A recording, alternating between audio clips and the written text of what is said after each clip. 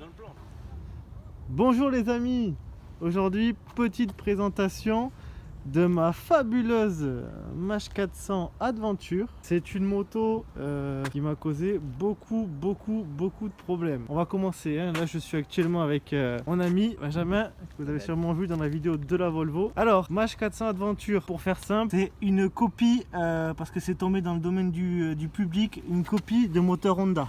Voilà, mais sans la fiabilité. Mash 400 Adventure, c'est un trail fait par Mash, ils ont arrêté de le fabriquer. C'est un monocylindre de 29 chevaux, donc c'est super pour les permis à deux, pour commencer. Pour ces simples disques, hein. Pour le freinage avant, vous avez une suspension qui est réglable. Vous pouvez régler la détente de la suspension là. Vous avez deux petits réglages, donc je disais deux petits réglages de suspension à gauche et à droite. Donc ensuite pour la suspension du milieu, pareil. Vous avez deux réglages, un là et une vis un tout petit peu plus loin pour régler la détente de la suspension et la hauteur pour les gens qui sont plus ou moins grands. J'ai laissé la caméra à Ben, je vais vous montrer.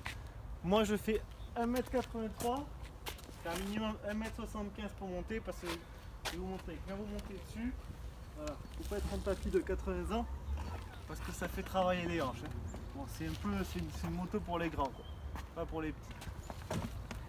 Pareil pour sortir. Après vous pouvez sortir les valises et hop, on sort les valises. C'est très rapide, hein. Hop, vous enlevez le petit crochet, clac. Hop. Valise très pratique si vous voulez partir en camping. Pareil, vous les sortez, clac. Donc là c'est la moto sans les valises. Ça fait plus vraiment un côté cross sans les valises. C'est vraiment sympa aussi. À noter aussi les pneus quand vous êtes livré neuf.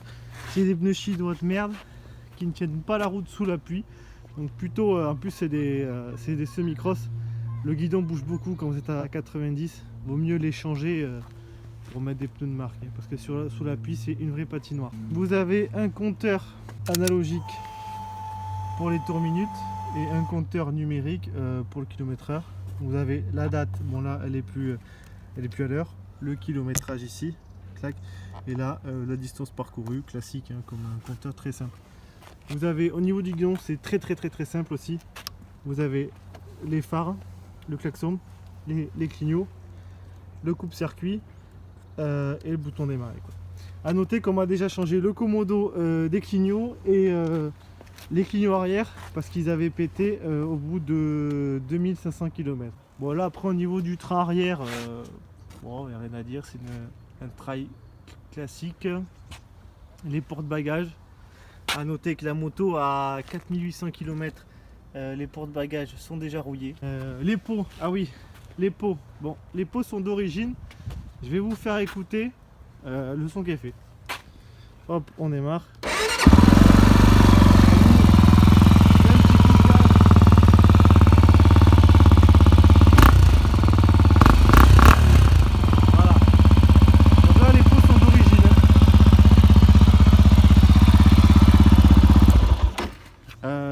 Ça claque beaucoup. Ça claque beaucoup, ça fait un très joli petit bruit. C'est le gros avantage de cette bécane. L'avantage, si vous voulez, si on veut faire simple, l'avantage de cette moto, elle est légère. Je sais plus le poids exact, mais elle est très légère pour la ville et pour faire un petit peu de chemin, c'est super. Elle a la puissance qu'il faut. Voilà, honnêtement, si vous faites que des petits trajets ou si vous pour aller au boulot, c'est parfait la puissance. Si vous passez un petit peu sur de l'autoroute, c'est même pas la peine. 90 ça va, mais pas sur de longue distance. Au niveau de la suspension, ça va, c'est correct. Moi je l'ai réglé ferme parce que j'aime bien. Vous avez la bulle ici là qui protège assez bien. Quand je l'ai acheté, valait moins de 4000 € neuve. Il faut pas s'étonner quand on achète une moto 4000 €. On va pas avoir une Goldwing, on va pas avoir une moto super luxueuse, super costaud. Là où je suis pas content du tout, cette moto actuellement, ça fait 2 ans que je l'ai. Elle a 4900 km, donc elle est neuve. J'ai eu dessus environ à 2500 km en 2018 un gros problème moteur. Et là, si Mash m'écoute, ils enregistrent bien. J'ai eu un gros problème moteur où la moto ne voulait plus démarrer. Donc elle est restée 3 mois ou 4 mois chez Mash. Je l'ai pas eu de tout l'été. J'ai eu le vilebrequin qui s'est fissuré, vilebrequin fissuré, donc ils m'ont changé le vilebrequin, ils m'ont changé le rotor d'alternateur, ils m'ont changé la pompe à huile, ils m'ont changé la bougie, l'antiparasite, ils m'ont tout changé. Je me suis dit, c'est bon, j'ai une moto fiable, sachant qu'elle avait déjà eu le problème de l'injection, hein, sur les premières injections. il y a eu un défaut d'usine, donc il y a eu un rappel où toutes les motos ont été rappelées. Elle a été changée très récemment, là, en 2019, l'été 2019, pareil. La moto, elle roulait, mais elle marchait pas du tout bien. Elle avait une odeur bizarre. Je l'ai amenée chez Mash, elle est restée 2 mois chez Mash. Elle était plus sous garantie, bien sûr. Tout le système d'injection mort.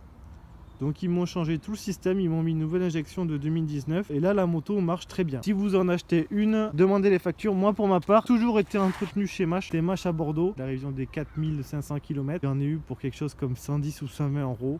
Donc c'est assez correct. Par contre, assurez-vous vraiment quand vous l'achetez que la moto ait fait les rappels et changé l'injection surtout. Et si possible qu'elle soit sous garantie. C'est le mieux. Là, pour ma part, c'est un modèle 2017. Ce qu'il faut savoir aussi, c'est que Mash, donc Mash, c'est du chinois.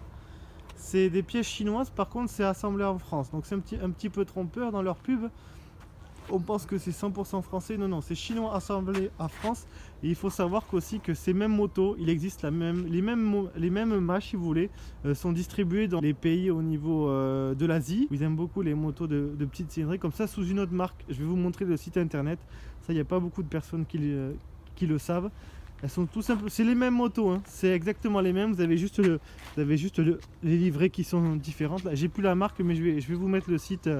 Je vais vous faire défiler les sites, vous allez voir, c'est exactement les mêmes motos. Moi, j'étais parti pour me prendre la nouvelle Mash qui est sortie, là, la 650 qui fait un petit peu super motard à l'ancienne, mais je pense que ça sera négatif.